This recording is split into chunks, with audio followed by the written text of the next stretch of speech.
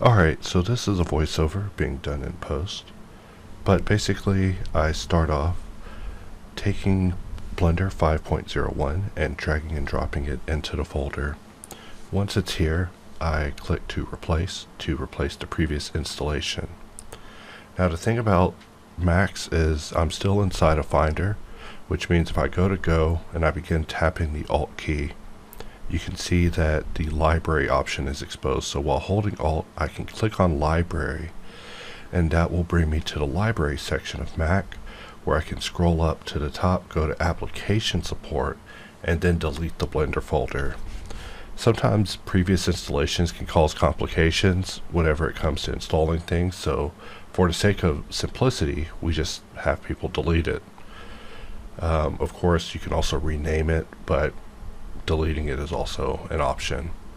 So now we'll go ahead and open it up, and once we get past the security issue, we want to solve what the splash screen shows up. So this is the Eternal Sphinx riddle, but it doesn't matter.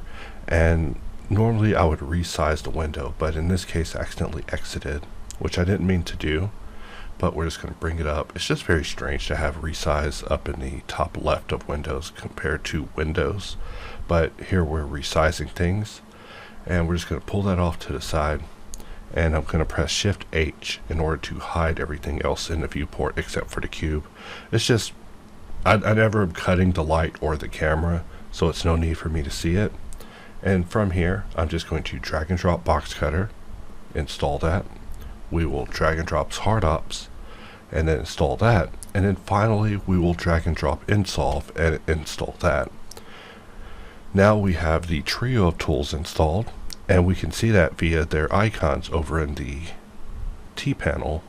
So I'm just doing a few cuts with Box Cutter, just messing around. You know, I always like to just start off with something a little bit abstract, play with the different shapes. You know, I start off with box. Box is my favorite.